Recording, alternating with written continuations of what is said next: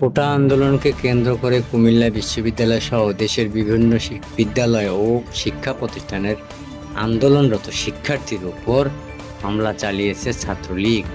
এর এই প্রতিবাদে কুমিল্লা বিশ্ববিদ্যালয়ের ছাত্রলীগের নেতাকর্মীরা পদত্যাগ করেছে গণহারে। সোমবার 15 জুলাই সন্ধ্যা থেকে মঙ্গলবার 16 জুলাই সকাল পর্যন্ত 50-এর অধিক নেতাকর্মী সামাজিক যোগাযোগ মাধ্যমকে ফেসবুক পোস্ট দিয়ে এই পদত্যাগ করেছে। এছাড়া বিভিন্ন বিভাগের শিক্ষার্থীরা হামলায় জড়িতদের সঙ্গে বিভাগীয় সব সম্পর্ক ছিন্ন করার ঘোষণা দিয়েছে।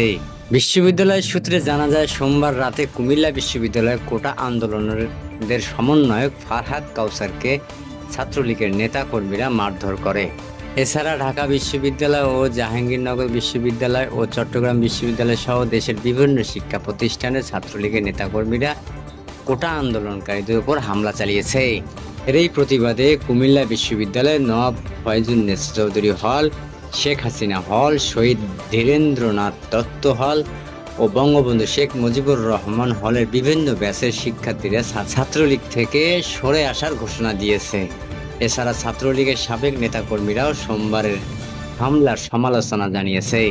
বঙ্গবন্ধু শেখ মুজিবুর রহমান হলের সাংগঠনিক সম্পাদক মোহাম্মদ মাহবুবুর রহমান বলেন, দুনিয়ায় সব কিছু না, আখেরাত বলেও কিছু আছে। যে সংগঠনের কেউ মারা গেলে সে সবাই আলহামদুলিল্লাহ পড়ে, এমন সংগঠনের ওপর আমার নাম না থাকুক। নুসরাত সুরভি ছাত্রলীগ থেকে পদত্যাগ করে পোস্ট করেছিলেন, আমি লজ্জিত যে আমি এমন সংগঠনের সাথে জড়িত ছিলাম। সদ্য ছাত্রলীগ থেকে পদত্যাগকারী 2021-22 ব্যাচের তানজিনা আক্তার বলেন, আমি সহ নওয়াব ফয়জুন্নেছা চৌধুরী হলের 16তম ব্যাচের সকল মেয়ে ছাত্রলীগ কর্মীরা ছাত্রলীগ থেকে ইস্তফা দিয়েছে। আজ থেকে ছাত্রলীগের কোনো প্রোগ্রামে আমরা যাব না। শিক্ষার্থী ছাড়াও সোমবারের হামলার প্রতিবাদে সামাজিক যোগাযোগের মাধ্যমে সরবরাহ রয়েছে বিশ্ববিদ্যালয়ের শিক্ষকেরা।